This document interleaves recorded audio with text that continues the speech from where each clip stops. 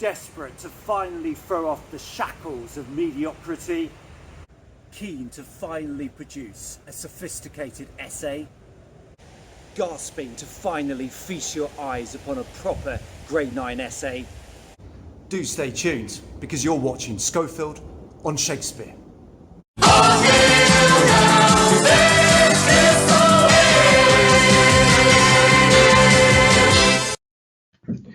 Here's what I'll be covering in this video. You can skip to any of these sections by using the hyperlinks within the description box below, although I would recommend watching the video in sequential order. A reminder about the mark scheme. Extremely well written, sharply focused arguments, excellent understanding of play. Plenty of embedded quotations, including some memorized. Post-quotation, plenty of exploration of individual words, their effect, and the form and structure. And your writing is more technical due to the regular use of subject terminology. So here's the question, adapted from the sample paper. Explore a moment in the play that shows how Sheila gains a new understanding.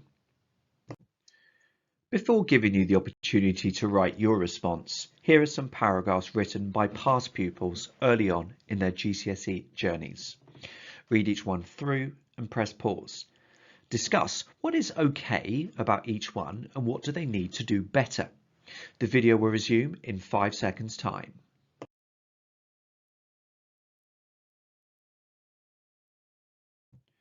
On the positive side, some use of embedded quotations and some understanding of Sheila's reaction to the death of Eva Smith, thus indirectly focusing on the question. However, precious time is wasted talking about Mr. Burling and Mrs. Burling. No, the question is about how Sheila gains a new understanding. Yes, there are a few embedded quotations, but no quotations are provided about Sheila within this paragraph, meaning that there is a total absence of AO2 analysis of language, form, and structure. Here's another past pupil paragraph for you to get your teeth into. What does this pupil do okay? What do they need to do better? Press pause to discuss.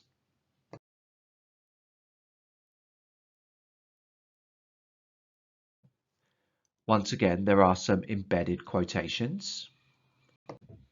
However, rather than explore one moment in delicious developed detail, the pupil talks about multiple moments, which inevitably results in less detailed insights.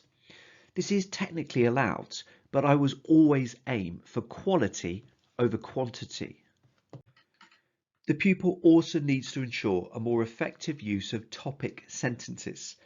Start each paragraph by saying exactly what Sheila's new understanding is, rather than immediately embedding a quotation. Here's a third and final past pupil paragraph for you to ponder. What does this pupil do okay? What do they need to do better? It's pause time.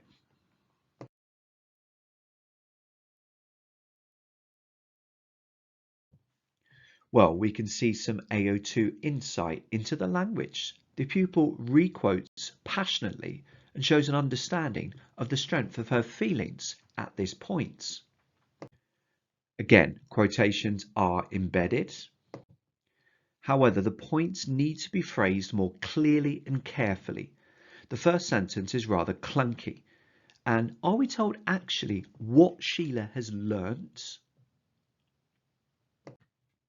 Meanwhile, at the end of the paragraph, this point needs to be phrased more carefully and developed. What was the inspector trying to achieve?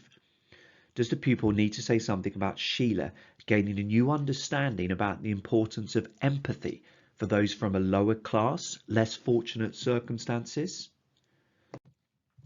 How should you structure your main paragraphs? Well, I would suggest something along these lines. For goodness sake, don't waste time waffling about what happens in the play. Don't waste time retelling the story. Instead, start each paragraph by answering the question. Next up, of course, comes the quotation, which you would have memorized beforehand. Get these in early within your paragraphs. This ensures that you explore details rather than loose generalizations. Next, language analysis, the AO2 delving. Don't pass over this in order to focus solely on your arguments. Instead, probing particular words in detail should help you clarify or develop further your initial points. And then the development of your arguments, the section when you move from the basic to the more interesting. Time to let you loose on your own response. Spend 30 minutes answering this question. You can choose which moment you refer to, or you can use the moment I would choose, which is about to appear on screen. If you are using the hardback Heinemann editions, I would reread pages 56 to 58. Press pause and get writing.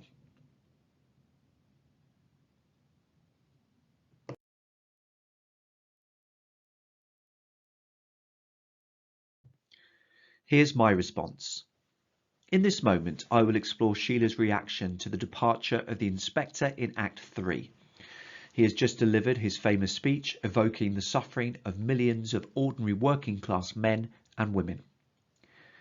Unlike her parents, Sheila now clearly understands the importance of social responsibility, of caring about those less fortunate than herself.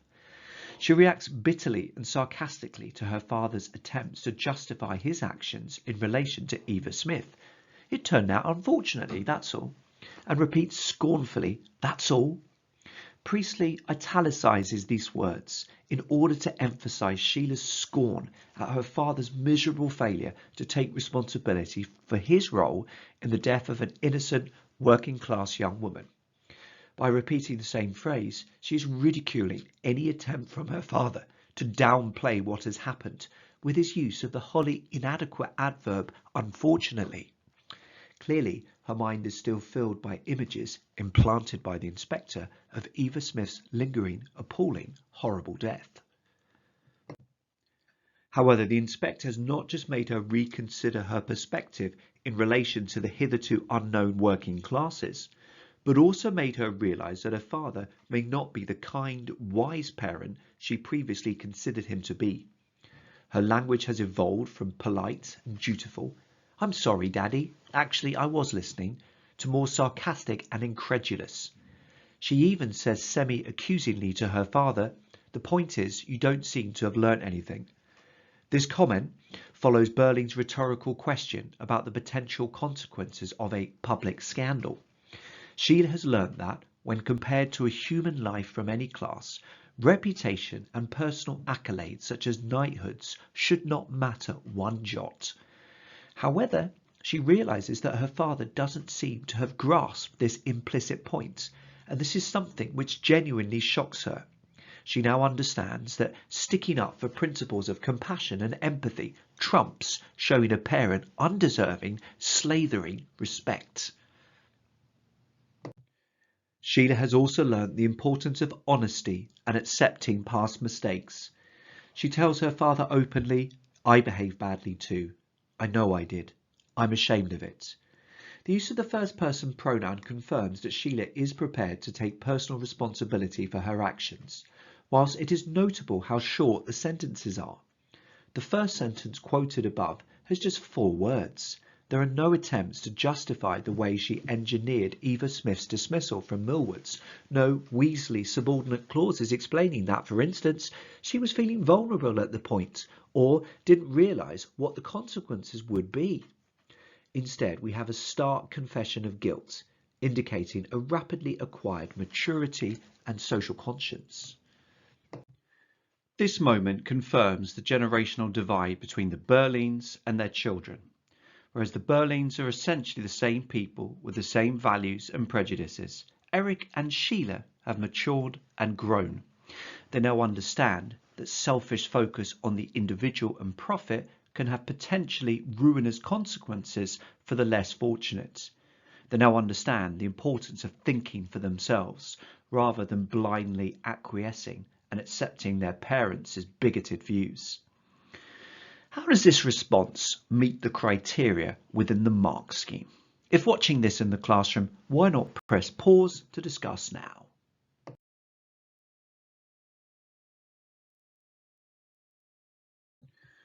So we need the coherent critical style, the informed personal response, the consistently perceptive understanding.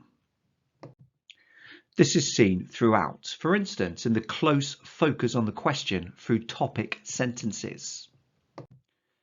In the development of argument, seen here in the way I shift between Sheila's gaining of an understanding of the importance of compassion and her own perception of her father and how this affects their relationship.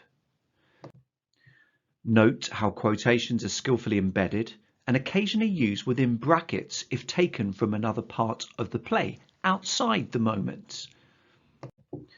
The analysis of language, form and structure is particularly detailed, aided by the re-quoting of individual words. Here I probe structure and the effect of the short, simple sentences, with no Weasley subordinate clauses trying to wriggle out of responsibility. And finally, I use subject terminology naturally and accurately.